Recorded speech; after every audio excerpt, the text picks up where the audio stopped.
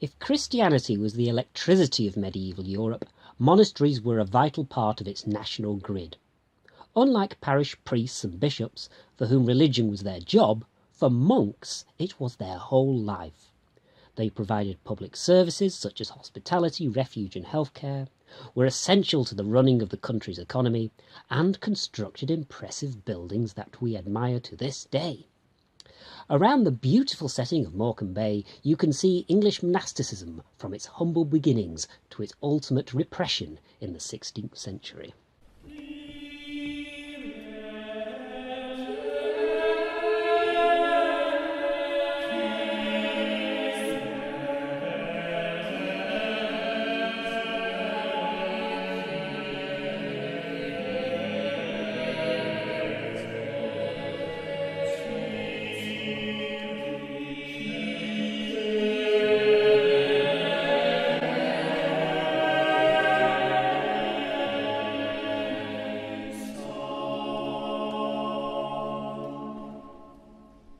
St Patrick's Chapel, overlooking Morecambe Bay, is a bit of an enigma. The chapel itself has been dated to the 8th century, with this doorway and slightly expanded east end to the 10th. The name comes from the tradition that St Patrick himself landed at this headland from Ireland as a missionary to re-Christianise Britain. Whether this is true, or even if anyone from the Middle Ages believed it was true, we don't know. But nevertheless, this is not your ordinary Anglo-Saxon religious site. These dramatic rock-cut tombs were likely intended more as reliquaries than actual graves, with these post holes to take monumental crosses. It's difficult to be sure because they are unique. Inside the chapel itself, there's very limited space, even with the 10th century extension, so any public religion likely only took place outside.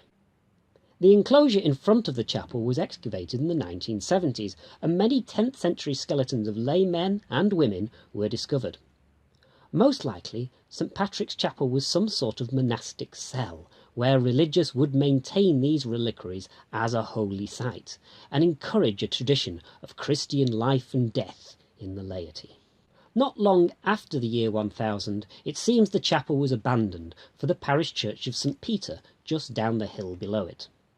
The 10th century brought many reforms to religious orders that helped separate monks, who dedicated their life to prayer in an enclosed community, and the seemingly contradictory named secular clergy, who supplied pastoral care to lay people. Furness Abbey is a fine example of how monasticism grew from fairly humble beginnings into cathedral-scale churches, where the architectural plan of the whole site was defined by the rule of their daily life. It's the crocodile nearest the canoe, and there are warnings that some forces will actually go under without extra treasury support for that. Which I suppose explains the reaction to this discussion.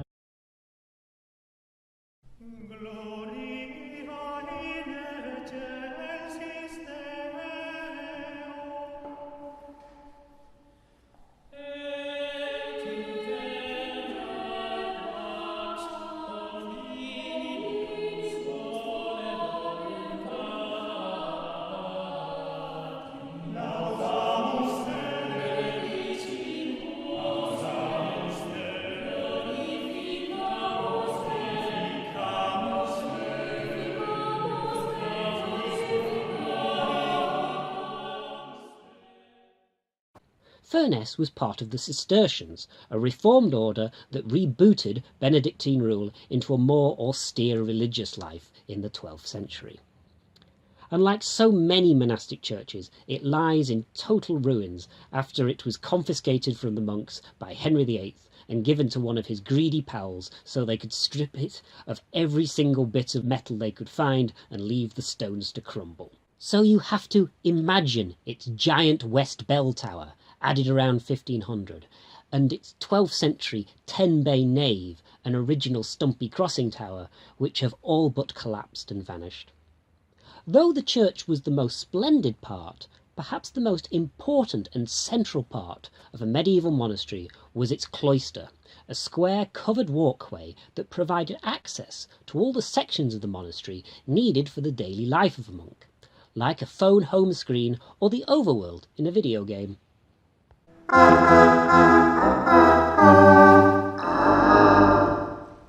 The monks' day would start here, in the dormitory, where they all slept communally. I'm actually in the undercroft underneath. This would be vaulted, and the monks would be sleeping upstairs. The dormitory was always right next to the centre of a monastic church, because the monks had to go to formal worship 8 times a day, including in the middle of the night. This is why they have a handy night stair to get straight between their dorm and the church. The bit where they blocked up the arches to stop the central tower falling down in the 16th century would be hidden by wooden stalls that stood partly in the nave. Leaving the church by its south door, we can walk along the east walk to go to the first important bit off the cloister, the chapter house. The chapter house at Furness was originally vaulted in 3 aisles. It was where the monks would all meet daily to discuss the day-to-day workings of their monastery. Of course, another essential part of the monastery was the refectory, which in Cistercian churches usually jutted out lengthways from the south walk of the cloister. This would be where the monks would take their meals, in silence of course, while one of the community read Bible passages to them from a pulpit. They really did take this religion thing quite seriously, monks, you know. Now, refectories could be often architecturally magnificent, but there's not much left of the one at Furness. So what we're going to do is pretend our monk has got a bit of a dicky tummy and needs to go to one of the better surviving buildings at Furness, the infirmary. The monastic infirmary was usually outside the main cloister complex because it was a sick bay, hospital, old monks' home and general health check facility all rolled into one. Furness's was in the form of a huge hall which must have had a gigantic roof and would have housed various beds and cubicles. Because infirm couldn't be expected to get all the way back to the main church, every infirmary had to have its own chapel, and Furness's survives with its original rib vaulting. Just in the angle outside the chapel are the foundations of an octagonal kitchen, from which the meals could be taken through that passageway into the main infirmary hall.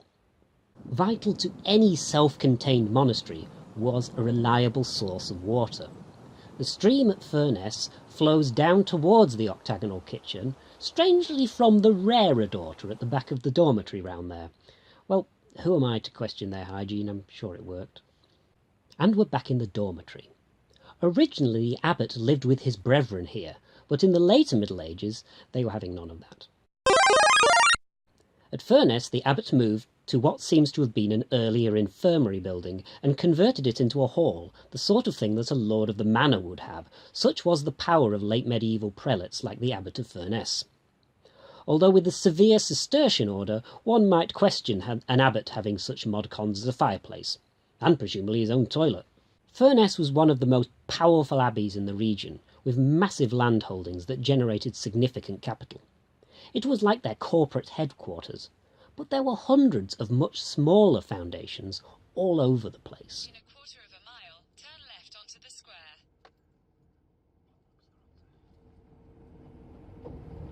Oh, looks that's all right.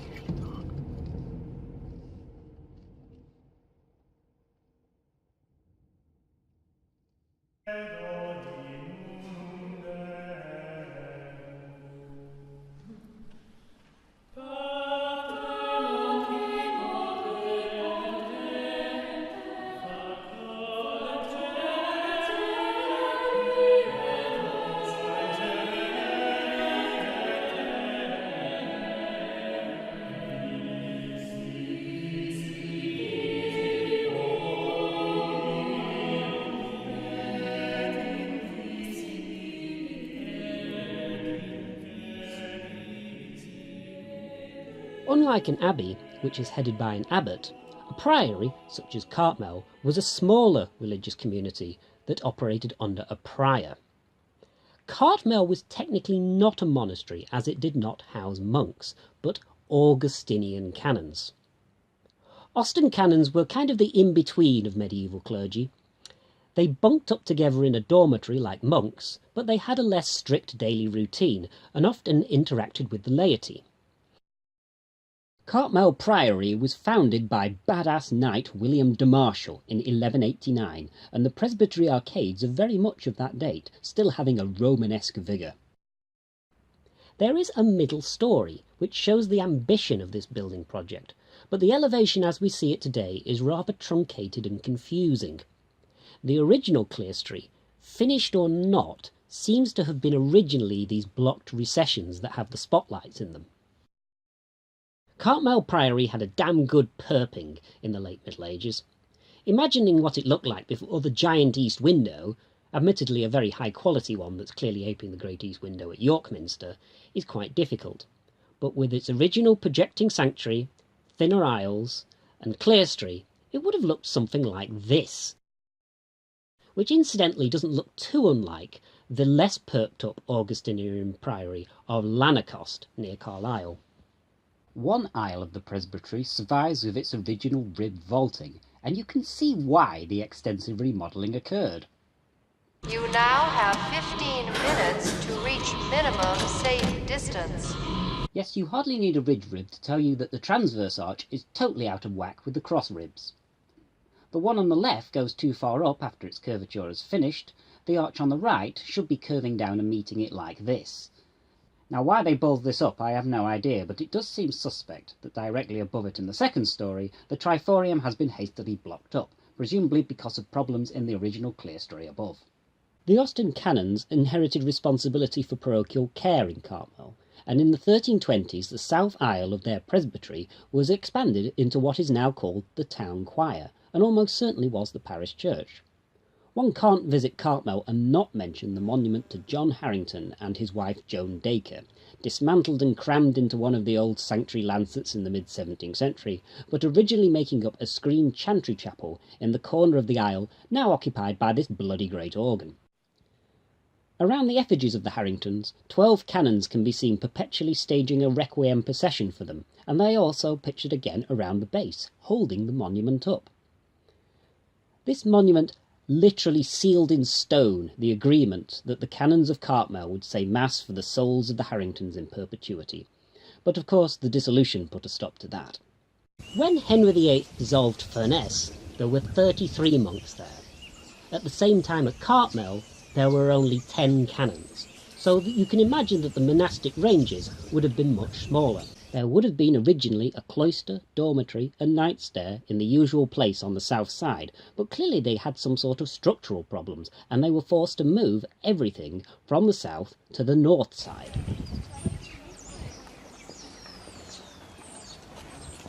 Now this is the main door, which was led off the first cloister, just like that south door at Furness.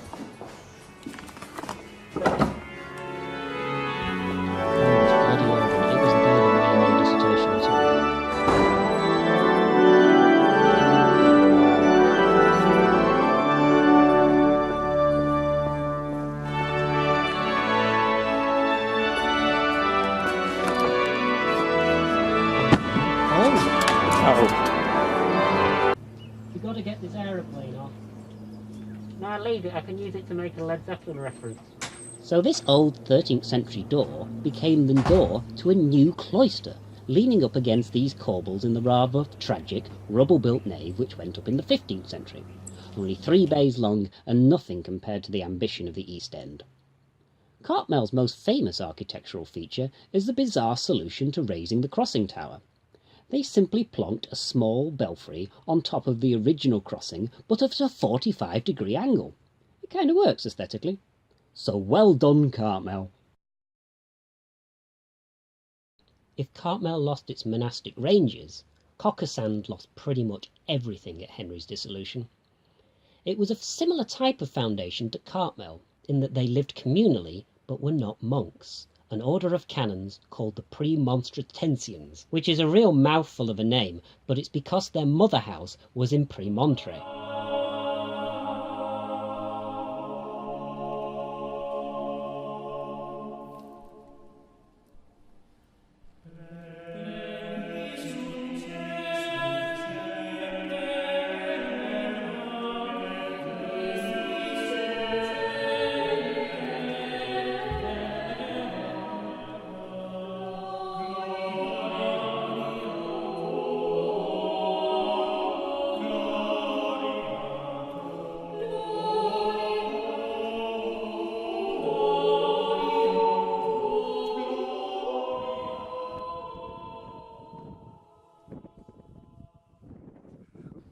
caravans past going up an Airbnb. Over we go. Oh, hello.